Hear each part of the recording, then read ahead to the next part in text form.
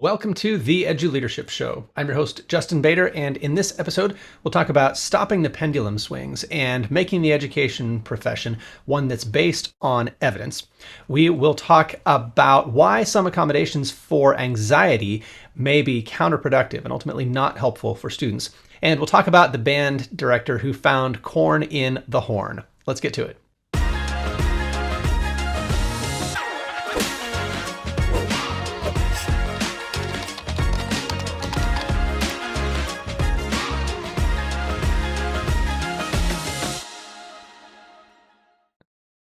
First up, Douglas Carmine, the professor emeritus of the University of Oregon and founder of the National Center to Improve the Tools of Educators, has a new article out published by Robert Pondicio over at The Next 30 Years. And in this article, he argues strongly that we do not have a research-based profession, that education is not a profession that takes research seriously. And he outlines a plan for turning it into one and making this a profession where we make decisions based on evidence and we don't revert to discredited practices. Now, you may recognize Douglas Carmine's name from a paper he wrote about 25 years ago called Why Education Experts Resist Effective Practices and What It Would Take to Make Education More Like Medicine. And in his new article, he picks up on that argument, which has a lot of updates. We've had a lot happen in the last 25 years.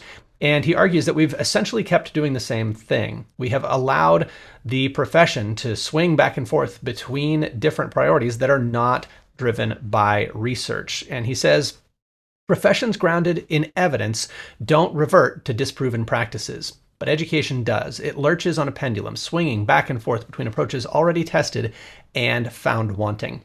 And he says if we want to be an evidence-based profession, we need 5 basic things. And those 5 things are a shared knowledge base, research-aligned educator preparation for teachers and administrators, licensure that is rooted in competence. In other words, we should actually have to demonstrate that we are able to teach or able to lead before getting licensed. Accreditation with teeth. In other words, certification programs should be held accountable through the accreditation process if they are not teaching what they need to teach and preparing graduates the way they need to. And then 5th, accountability for quality of practice. And he says other fields have all of those characteristics. They meet all of those criteria. Medicine, aviation. There are lots of industries, lots of professions that meet those criteria, and yet we don't. So what should we do about it? Carmine suggests putting in place 3 particular guardrails. First, a shared knowledge base where we can agree, this is what the research says. This is what the research says we should do and what we shouldn't do. And that has been a challenge in our profession. We are continuing to battle discredited, disproven practices that we know are not a good idea. They live on far longer than they should. Second, he says we need implementation tools to support educators with effective practices. And then finally, he says we need a consortium of states and districts. So check out that article over at The Next 30 Years. We'll put a link in the show notes as always. And let me know what you think of this argument and this approach. I think curriculum is kind of the missing ingredient here. I think it's great when we can agree on what the research says. We have not shown that as a profession, we do a great job of agreeing on what the research says and then acting on it. But I think curriculum is a promising way around that limitation in our profession. If we have a vulnerability around how well we do with research, well, curriculum can be designed based on quality research. And then that curriculum can be implemented, even if not everybody who's implementing the curriculum is aware of the research. So I think there's an overlooked vehicle here in curriculum, but let me know what you think. Next up, are schools making student anxiety worse by providing unnecessary accommodations? Let's take a look. Schools are accommodating student anxiety and making it worse, according to a new article by Alex Jordan and Ben Levitt, who are psychologists writing for Teachers College at Columbia University. And this is not an outlet that I would expect to say something like this, but I'm glad that they're saying it because if we at school help kids with anxiety avoid the things they're anxious about, what's that going to do to their anxiety? Well, they explain quite clearly that is going to increase their anxiety. It is going to reinforce the false idea that the thing they're anxious about is actually dangerous. Like if you have anxiety about public speaking, well, public speaking is not actually harmful. It's not actually dangerous.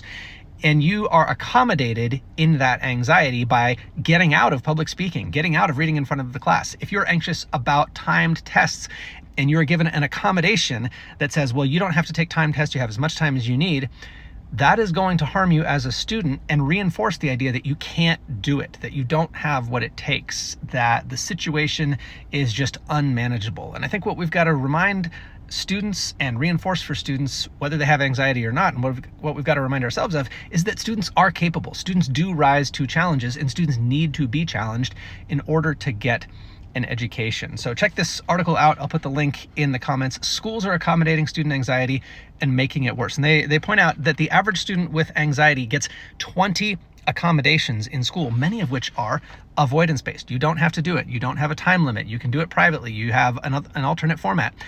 If the thing that we're asking kids to do is good for them, we should not let them out of it in the name of kindness. Let me know what you think.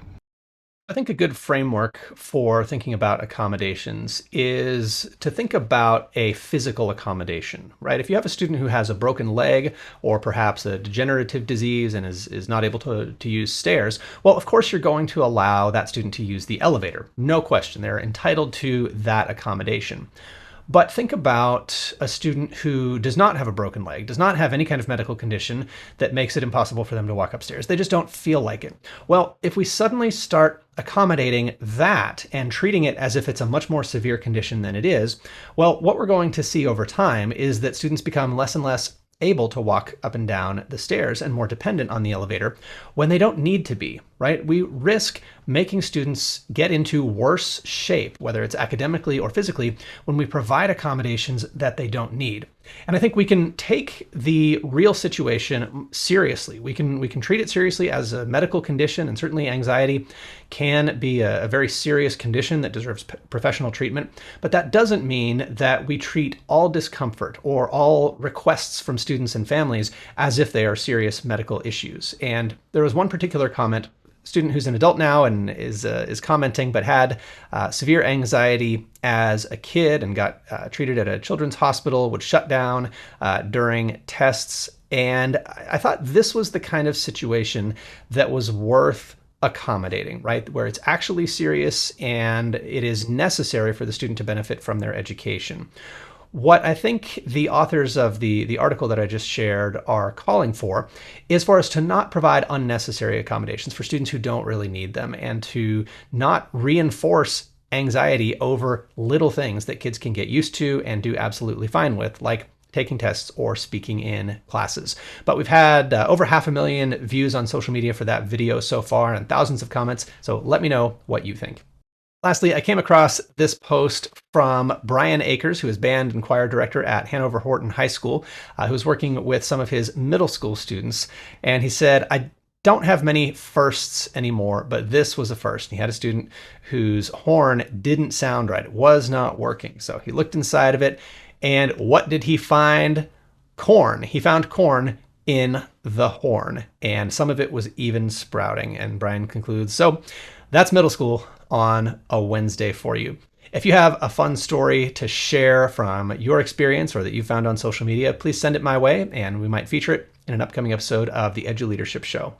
Lastly, I also wanted to let you know that I'm launching a new show called The Teaching Show. You can subscribe right here on Substack or go to teachingshow.com.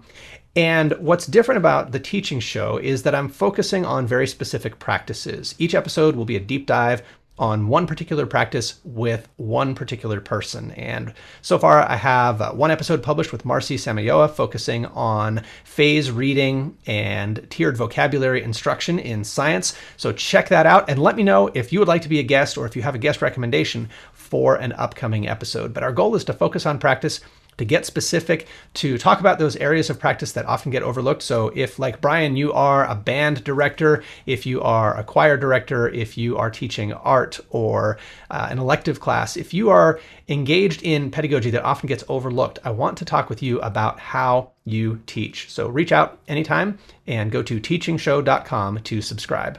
That's it for this episode of the Eduleadership Show. I'm Justin Bader, and I'll see you next time.